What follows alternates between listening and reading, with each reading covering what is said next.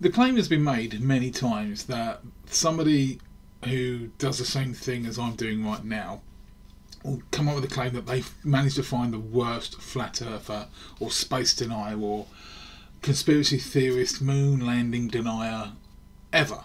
Bold claims indeed, but through a certain sequence of events.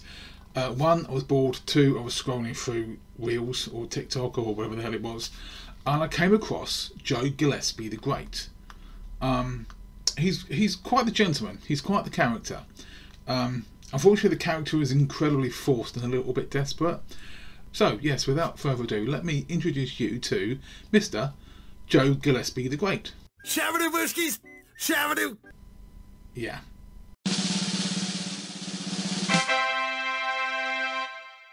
Yeah, so this one is it's hard to describe really. He's desperate for attention, thinks he's funny by making noises that are usually used to distract upset toddlers or animals, that kind of thing. And I'm afraid this one's a little bit bottom of the barrel, really. I just happened to find him in this whole myriad of videos on his Instagram channel.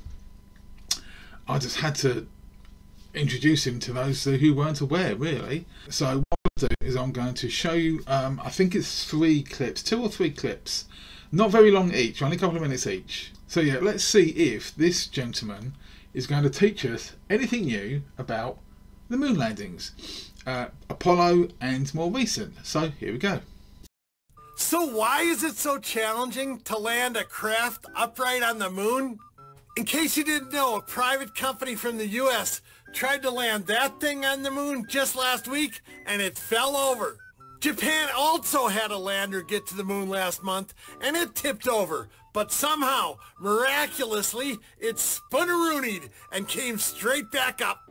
Yeah, no, that's exactly what didn't happen. As the smart lander for investigating moon, snappy title, SLIM for short, came into land, one of the 2 thrusters on the lander failed, and as such it basically tipped and landed on its head, which meant that the solar panels were facing away from the sun, which meant it only had about 2 or 3 hours left of pure battery power before it would shut down completely. So the decision was made, with about 12% battery left, they were going to shut it down, put it into hibernation, not shut it down properly, put it into hibernation and then wait. And what they did, they got it working for the 3 hours. They deployed 2 rovers. Then, 9 days later, when the sun had come around the moon, so to speak, the solar panels, which weren't facing down, they were facing away from the sun when it landed, were now in full view of the sun. Solar panels could charge up the battery, they could bring it back to life, so to speak. There was no super-roonieing going on. It didn't do a magical flip, it just sat where it was and waited for the sun to come around. So why is it so hard when over 50 years ago they were landing them like that? Like it was nothing? Now this is actually a semi-intelligent question, cunningly disguised as a really stupid one. Now the difference is, the 2 most recent landers, the one that was by the private space agency and the Japanese lander, were both automated. Their entire landing sequences were done by computer with no human interaction whatsoever. The Apollo 11 landing, the first one to land on the moon in 1969, didn't actually land where it was going to originally. Feet still looking very good. Roger, 1202, we copy it. How you doing, Control? 35 degrees. We look good here, fine. Alright, how about you, Telcom? Go, guidance, you happy? Go. Fido, Go. go. 23. 700 feet, 21 down, 33 degrees. 100 feet, down at 19. 540 feet, down at 30, down at 15. Attitude hold. Okay, at hold. I think we better be quiet, Frank. Right. 400 feet, down at 9. Okay, the only call-outs from now on will be fuel. Gate forward. Neil Armstrong realised that where they were aiming for was a little bit too rocky for them to, 1, land safely, and 2, conduct the experiments they needed to. So, if it had been completely 100% automated, the chances of them not landing safely on the moon would have increased 100%. And there very could well have been an incident such as the 2 most recent landers we've had. As I said, human interaction is why the lunar landers have landed and these two automated robots, for lack of a better expression, fell over. Maybe because of the way they were made over 50 years ago. Sure, this lander looks like tinfoil and cardboard. It may look like cardboard and tinfoil to you, but that's because, like most flat earthers, moon deniers, space deniers, you're idiots by ignorance and idiots by choice. The information is there for you to find out at your fingertips. You can put a video together for your TikTok channel or your Instagram channel, but you don't know how to Google? Yeah. And somehow, they got through the Van Allen radiation belt without even a little bit of a scratch on them. The Van Allen radiation belts are the standard gotcha for flat earthers, moon deniers, space deniers, conspiracy theorists, all the usual. These belts, as the name would infer, is an area of radiation that encompasses the planet, and yes, prolonged exposure to these can be hazardous to humans. But there's two things we haven't taken into account, my Fromage friend. One, it was timed so that the exposure to the belts was minimal, and at the time it was deemed that the risk itself was worth it. And number two, the guys at NASA clearly know what they're doing, unlike you, who look like you need help getting dressed in the morning. But today, no such luck. Maybe the current space agencies need to look at what NASA did 50 years ago. Heck, they even brought a car with them when they went to the moon. Oh God, that's terrifying. If you believe that this piece of crap got to the moon over 50 years ago with people on it, and today they can't land this thing on the moon without it tipping over, then I just don't know what to say to you. Shabadoo Bushkies, Shabadoo. Well, whatever you were going to tell us, I wasn't expecting that. Now, I'm not actually going to answer all of his questions here because this is essentially a taster. There's some more footage come up, more of the same stuff, and I'll have a better chance to answer his questions in more depth a little bit later on. Japan's moonlander miraculously came back to life. In case you hadn't heard, Japan landed a craft on the moon to do some tests or whatever. But when it did land on the moon, it went with its solar panels down, pointing at the dirt, instead of pointing up at the sun, where it could get recharged. But somehow, through a miracle, this little yellow box came back to life. As I said earlier, the solar panels were not facing down, they were facing to one side. It just so happened they were facing the wrong way when it landed on its side. 9 days later, the sun came back around the moon, hit the solar panels and recharged the batteries. This is not a difficult concept. You know, sometimes in your own life when the cable goes out, you gotta restart it, or restart the TV, or even restart the PlayStation. So I can understand having to restart that little yellow box that went to the moon. He jokes, but he's essentially correct. 90% of problems with vastly technological pieces of equipment can be solved quite simply by turning it off and on again. Ignorance of this fact has kept the PC World technical department in business for years. Yeah, I'm sure it's on the moon right now. See that yellow spot? That's it right there. You don't see the yellow spot? Neither do I. Look out of your window and tell me if you can see the Statue of Liberty. It's closer and it's bigger. Please stop doing that. I'm not saying Japan didn't send that thing to the moon. I'm not saying that thing's not on the moon. I'm just saying it's kind of convenient how it came back to life miraculously. There's nothing miraculous about it. It's just the result of a bunch of very intelligent people preparing for every eventuality, just as situations like this. When spacecraft of any type is designed, someone along the line of every stage of manufacture thinks, what do we do if this goes wrong? And they put in fail-safes just in case they do. Best example of this is Apollo 13. You're looking at the film and established documentary footage of what happened when they tried to get those 3 astronauts back to Earth. Shows you how much these guys can think on the fly and basically pull stuff out of their backside to make things work again.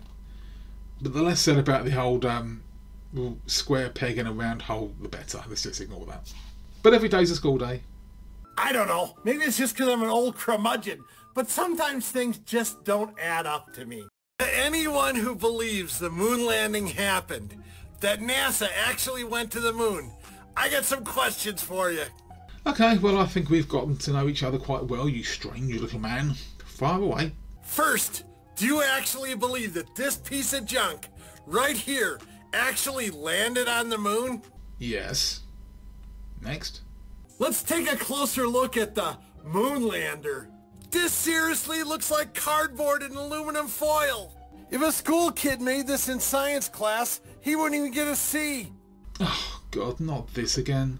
How many space deniers or moon landing deniers are going to use this picture as another kind of gotcha to try and disprove the moon landing? Those are thermal blankets which have been deliberately wrinkled by hand to deflect solar radiation, and the mylar foil is wrinkled for the same reason. Reflected solar radiation is better scattered if it bounces off something that is not an even surface. Here's a question for you. If NASA was actually trying to pull the wool over your eyes with regards to this craft, why are these images publicly available? If they're so easily ridiculed and so easily picked apart, why are they publicly available on the NASA website?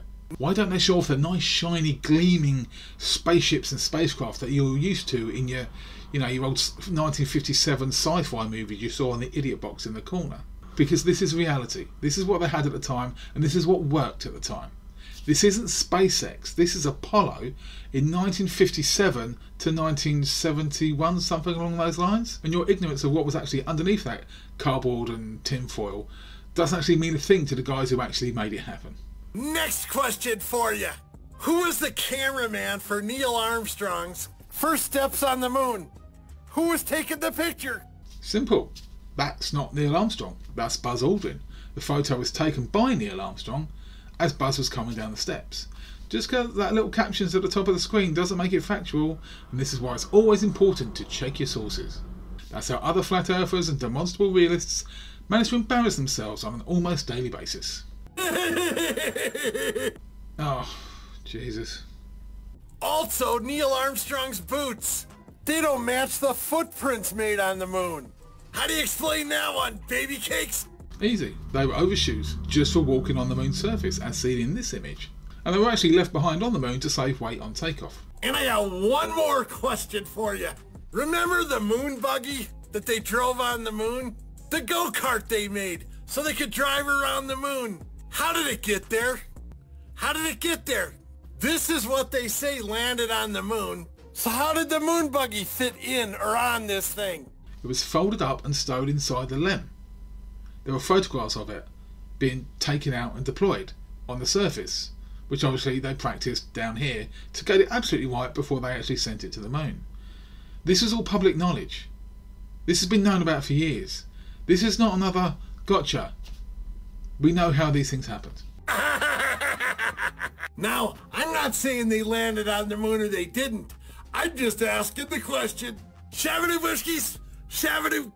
Well, I think we'd better leave this confused old gentleman to carry on chewing on lead paint or something. Making no assumptions about this particular gentleman's education or intelligence, taking the stupid noises and quirky voice and the character and the hat away, this is how every single flat earther, space denier, moon landing, hoax protagonist, conspiracy theorist sounds to any rational person. Take away the stupid voice, the squeaky noises and the bloody hat, he's asking the same questions and using the same media as every other flat earther going, who seem to revel wallowing in self-ignorance by design. As I said, all the answers to your questions are easily within reach. You just have to be willing to look for them and accept them. Science, technology and decades of research are more than happy to wait for you to catch up. And if your biggest hang-up is that you don't trust the verifiable and checkable sources, then that's your problem, not theirs. All your questions were answered decades ago, and it's not their fault that you weren't listening. Okay, thank you very much for watching. That will do for that one. Yeah, he's a quirky fellow. He keeps on popping up every now and again on my feed. But as I said before, he might have the stupid hat, he might have the silly noises, he might have the anti-quirky character, which I absolutely detest when people try to make themselves that kind of memorable. But nothing he's saying is new, and the things he's saying and the images he's using have been used before by people who you would think, well, no, there aren't any intelligent or respectable flat earthers, otherwise they wouldn't be flat earthers. But it's the same questions, and they've been answered decades ago. They were answered when the pictures were taken. If you've got a picture of Buzz Aldrin coming down a ladder and a photograph being taken by Neil Armstrong, if somebody puts a picture at the top saying Neil Armstrong, a caption at the top saying Neil Armstrong come down the ladder, that doesn't mean that's what's in the image. You have to look into these things yourself.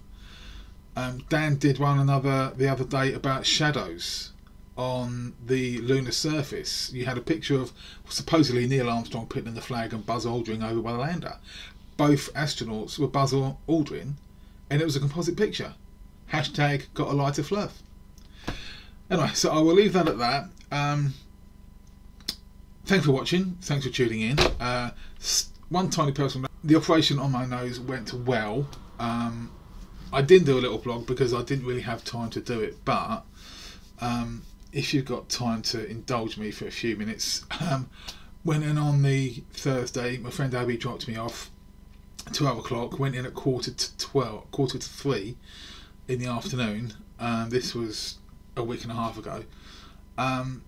Put the old cannula in my hand. I don't know if the bruise there, that's where the cannula went in. Gave me the anaesthetic, said to me, you know, let us know when you feel it. It's going to feel like you've had a couple of shots of gin. Well, I don't like gin, but whatever.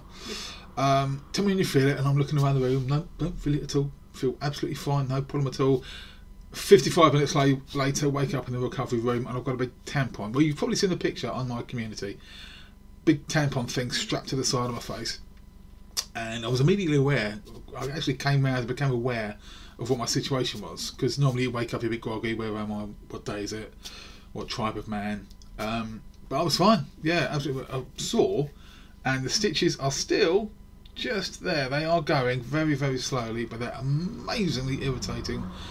I can't sneeze. And it's a real pain. I can't sneeze, can't blow my nose, can't pick it, even though you're not supposed to pick your nose anyway.